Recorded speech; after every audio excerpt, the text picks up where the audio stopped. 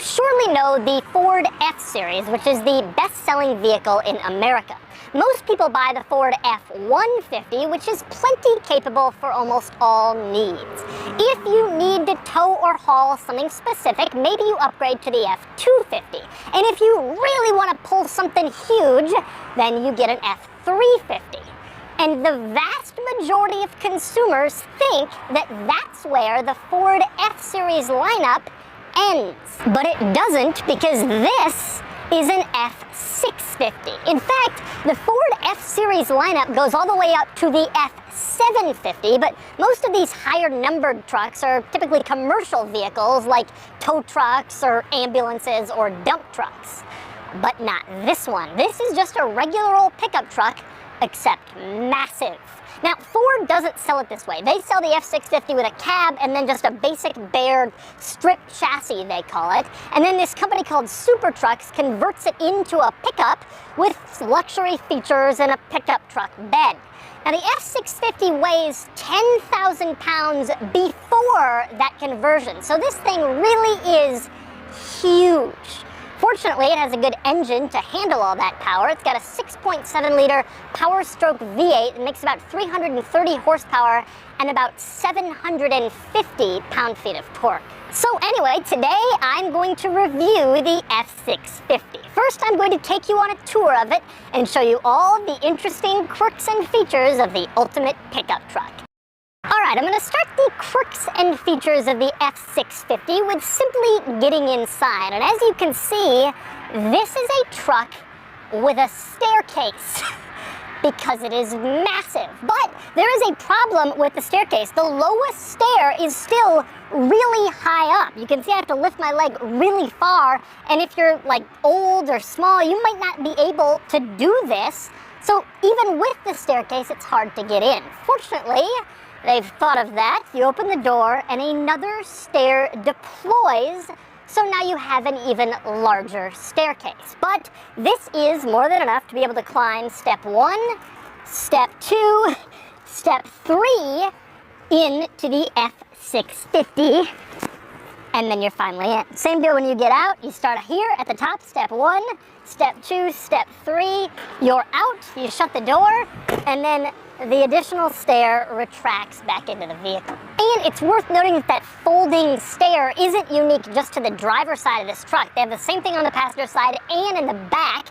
You open the rear door and once again, the stair automatically extends out, and then you climb on in to get into the F650, and then you're in. And again, same deal to get out. Step 1, step 2, step 3, and only then are you comfortably out of the F650. And next up, I'm not quite done with this staircase to get into the F650, because this isn't just a staircase, it's also a fuel tank. If you look down at the back end, you will see a big cap on top of it, and that's where you stick diesel fuel in this thing.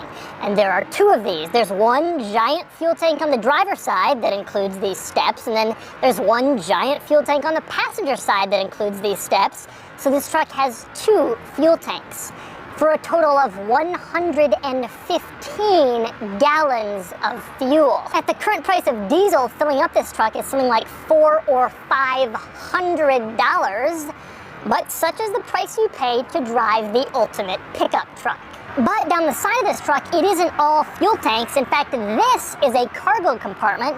You open it up, turn this little latch, and then you can see you can stick in some cargo in here. And in fact, same thing on the other side, over on the passenger side of the truck, in the same spot, there is another cargo compartment just like this one that you can open up and put stuff in, which I think is actually a pretty good idea, because otherwise this would just be wasted space. And one of the big problems with pickup trucks is there's no trunk. You can't lock anything. But with this, you can. You'll notice there's a separate key lock. You can stick your stuff in here and no one will get to it. And next we move on to the bed, which is rather ridiculous. Now, I say that because, like I mentioned before, Ford sells the F650 as a stripped chassis, which means it has a cab and then back here just chassis rails, and you can add whatever you want in the back. Now, most companies add like a tow truck or a dump truck or an ambulance box, but in order to make this into the ultimate pickup, Super Trucks just adds the regular bed from the Ford F350 dually. It matches, and pretty much that's all they have available to them. But this creates some problems. I will start with the fuel door. Now, I showed you earlier how you add fuel to the giant fuel tanks in here, but the F350 bed comes with a fuel door when you buy it. So you open up this fuel door and there's just holes there. It looks absolutely ridiculous, stupid, unfinished, but that's just the reality when you stick on a bed from a different vehicle. And next up, we move on to the next problem created by the bed, and that would be the problem with the tire. Now, the regular F350 uses normal street car tires, obviously huge ones, but they work for normal road-going vehicles. But the F650 uses these massive commercial-grade tires you'd see on like a crane or a dump truck. And so, these tires don't fit under this wheel well because they were never designed to go here. So if you actually look at the wheel well, you'll see the top of the tire fits into the bottom of the wheel well, but if it went any higher, it would cut off the tire and it wouldn't actually be able to turn. And so, for the first time in the entire history of one of my reviews, I can confidently say that this wheel well is purely here for decoration, since it doesn't really have any function, since it can't actually contain the tire. And then we move on to the most serious problem with the bed, and that would be its usefulness. What do you need a pickup truck bed for? To put stuff in. Well, you can do that in this truck, but the problem is when you drop the bed, it comes up to my stomach or even a little bit higher. There's no way you could ever get something into this bed, especially anything heavy, if you wanted to carry it around. So you have this massive truck with this incredibly capable chassis, and you can't even put anything back here in order to drive it anywhere because nobody can get into this bed. That is probably the biggest bed-related flaw. It's almost like the entire bed is there just for aesthetic style reasons. But anyway, speaking of the bed, if you were to actually be able to get something in here, you would find that it's just a pretty standard Ford F350 Super Duty bed. Nothing unusual, nothing particularly special in a bed of the 650. But while the inside of the bed may not be particularly interesting, there are quite a few other interesting quirks and features on the outside of the F650. I'm going to start with the mud flaps. This thing has such massively huge tires that it has to have massively huge mud flaps. These look like they've come right off a semi-truck. They are really intense. In fact, the mud flaps are so huge, they have their own turn signals. You put on the turn signal, and one specifically lights up on the top of the mud flaps. And speaking of excessive lighting, that's a bit of a theme on this particular F650. When you put on the turn signals, 4 separate signal lights light up in the back of this truck on either side. You have the one in the mud flaps, then there's one right below the bed. You have one in the normal taillight brake light housing, and then you have one at the top of the cab in the back.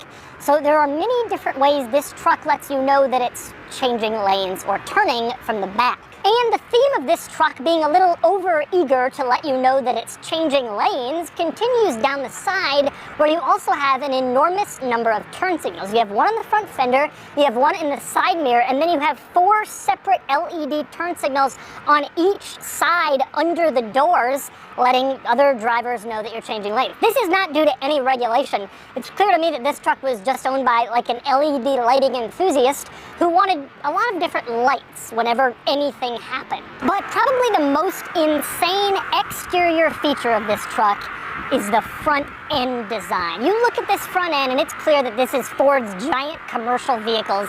This doesn't look anything like a regular pickup, and I guess that's why people buy it. Their neighbor just got an F350, they want to show them up, so they get this. And no one will ever confuse this for any regular pickup truck when you see the front end of this thing. It is just ridiculously huge. Especially huge and massive in this truck is this giant front bumper, which sticks out like 1.5 feet beyond the front of the trunk. It's chrome on the front, this matte black on the top, and I can completely sit on it, which isn't something I can do in most of the cars I review. I'm not sitting on a lot of Pagani Huayra bumpers, but you can do it in this thing because it's just so tough and massive and insane. It's worth noting this bumper will also push anything out of the way. And since we're up front, we might as well talk engine. Like I mentioned, this is Ford's 6.7-liter Power Stroke turbo diesel V8, 330 horsepower, about 750 pound-feet of torque, pretty healthy numbers. But my favorite thing is how you access the engine. There is no little latch you pull in the driver footwell. Instead, you walk over to the passenger side and undo this little strap. Then you come over to the driver's side, you undo the same strap, and then it's all about brute strength and force in order to get this absolutely massive hood up. But once you do, you can see the engine, although it's still about 6.5 feet on the ground, so it's not like you're gonna have all that much access to it. And by the way, since I'm up front, it's worth noting that the massive LED lighting theme of this truck continues up front. You can see there are 4 separate LEDs in this giant front bumper. Now, you turn these on with the 4 auxiliary switches in the cabin. If you press them all to turn them all on, you will turn on the lights in front, all 4 of them, the 2 circles and the 2 in the middle, and you will also turn on all the lights in the back. There is a giant LED above the bed that goes on, and then there are 2 more LEDs in the rear bumper.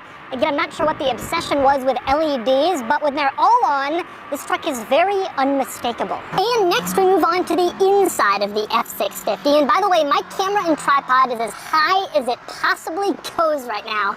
This setup has worked for every other car I've ever reviewed, but it is not tall enough for the F650. And it looks like you're like a little puppy looking into a car. Come play with me. But anyway, moving on to the interior. Now, the interior here is not as interesting as the exterior, mostly because this is effectively just a regular F-Series Super Duty truck cab put on this ridiculous body. So there's nothing particularly interesting or weird, but there are some quirks and features worth noting, the biggest of which is the transmission situation. This truck has an automatic like you'd expect, but it doesn't have park. Take a look in the gauge cluster. You can see all the other gears are there, but there's no P. Instead, in order to park this truck, you put it in neutral, and then there's this giant floor-mounted parking brake.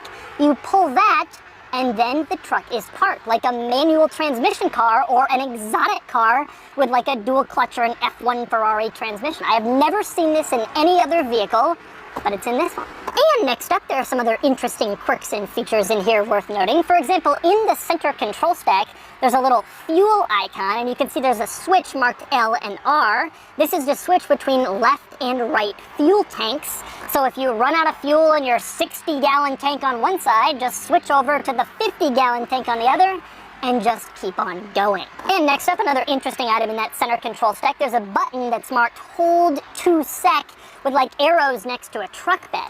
If you press that button, it will actually lower the truck to make it a little bit easier to get stuff into the bed.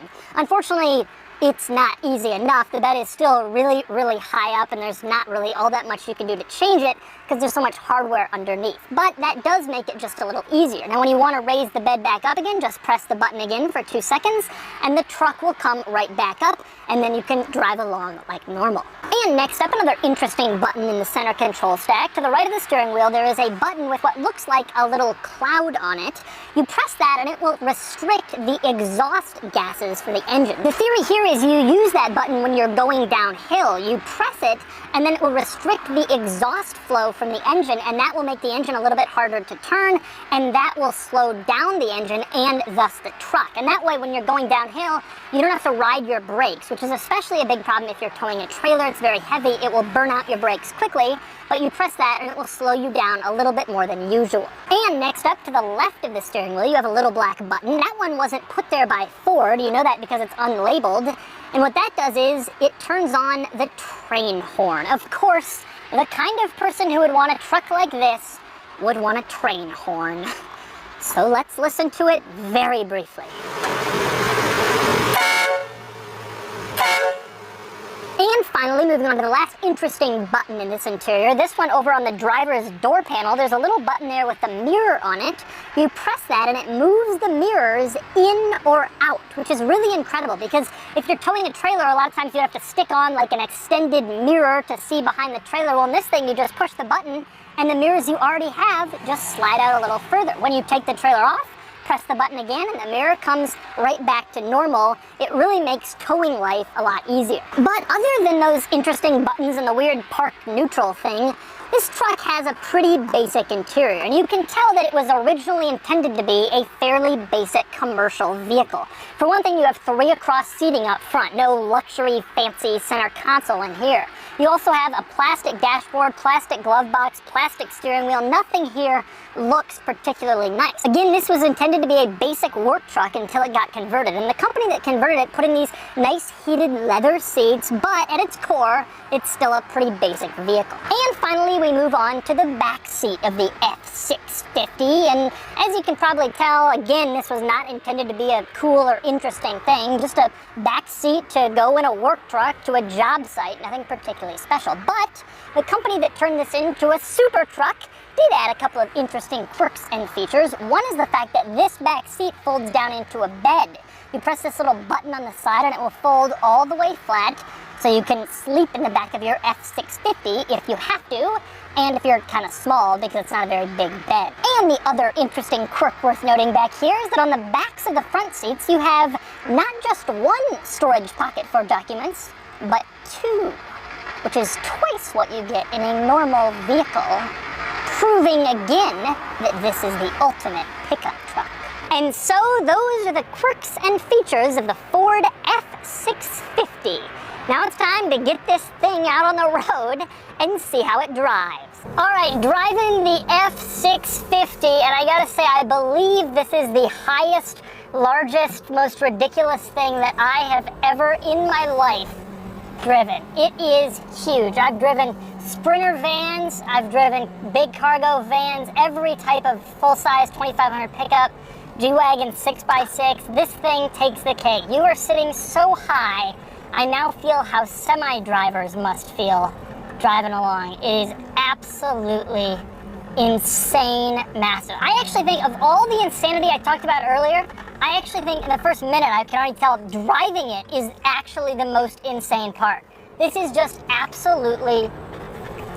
I mean, I feel like I'm 25 feet up. I also can't imagine why anybody would want one of these things in most circumstances. I mean, it's so absurd and so ridiculous. Can't fit in any residential garage, can't fit in any parking garage. You gotta have a hanger for this or just leave it outside. Yeah, I mean, I'm even with, like, I'm next to a semi-truck, I'm even with the dude's cab. Like, there's no... Basically, you're driving around in a semi-truck, except it's for personal use. Like, yeah, I got a semi-truck, no problem. There's not much more that's especially interesting or exciting about the driving experience. It drives like a huge truck, but probably even a little bit worse. The steering is really, really vague. There's really not all that much acceleration power. You don't really expect it. I mean, obviously, even though this thing is like the ultimate pickup craziness, it's still kind of designed for pulling and that sort of thing, and not for any sort of fun or exciting. I think the real fun you get is knowing you have this ridiculous, insane thing. I do have to admit, if you really want to be the king of the road, you know, in today's world, everybody said they wanted an SUV so they could sit up high, and now everybody's got an SUV so you can't sit up high and see over anything. But if you want to be the king of the road, forget the 6x6. You want one of these things. You want this or an International CXT or MXT, whatever, or Chevy Kodiak. You want, I mean, this is the absolute king. It's just, I can't imagine any actual rational, practical purpose for it, except to be the king of the road. Like, yeah, mine's bigger. It doesn't really matter what someone else has. Mine's bigger. I gotta be honest, as big as this thing looks from the outside, it feels even bigger on the inside. It is incredible to me how small regular cars feel when I'm driving in this thing. The acceleration is pretty labored. Ride quality is not the best. And it's ultimately a Ford pickup, and it's a commercial chassis. It wasn't designed for like luxurious ride. It's just that, just like with the Hummer or whatever, there are some people who, they wanted one as a personal vehicle. This is just so egregiously high up. I just feel so superior to everyone else. And you also feel that you can run into stuff. I mean, I feel, especially that giant bumper on the front, I feel like it would be nothing if I started running down other vehicles, but also maybe even trees. And so that's the Ford F650. You know, the Ford F150 is pretty big. The F250 and F350 are huge. This thing is on another level. It is gargantuan, colossal, massive, whatever you want to call it. It is undoubtedly the ultimate pickup truck, whether or not that's a good thing. Anyway, now it's time for me to give the F650 a Doug score. Starting with the weekend categories and styling, the F650 is a bit of an acquired taste. I wouldn't call it ugly, but it's certainly not beautiful, and it gets a 5 out of 10. Acceleration is very slow, and it gets a 1 out of 10. Handling is really bad, incredibly floaty and soft, not dangerous, but getting there, and it gets a 2 out of 10. Fun factor is okay. It's not that fun to drive, but I admit it is kind of fun to flex this thing like the massive truck that it is, and it gets a 4 out of 10. Cool factor is reasonably high. Non-truck people hate these, but truck people think it's awesome, and it gets a 6 out of 10 for a total weekend score of 18 out of 50. Next up are the daily categories and features. It's not very well equipped unless you count LED lights as features, and it gets a 3 out of 10. Comfort is surprisingly not that great, and it gets a 4 out of 10. Quality is fine. The interior isn't very nice, but these are reliable and durable, and it gets a 7 out of 10. Practicality is low. These are very capable, but also huge and impossible to take or park anywhere, and it gets a 3 out of 10. Finally, value, and these are huge money for what they are. Their appeal is incredibly narrow, and it gets a 4 out of 10 for a total daily score of 21 out of 50. Added up, and the Doug score is 39 out of 50. And here's the F650 next to a bunch of other big and ridiculous trucks and SUVs I've reviewed. It loses badly. The F650 is an absurd vehicle, and I highly do not recommend it unless you absolutely gotta have it. And if you're that type of person, well, then you don't care about its Doug score. You're too busy laughing at the peasants you run over as you drive around in your F650.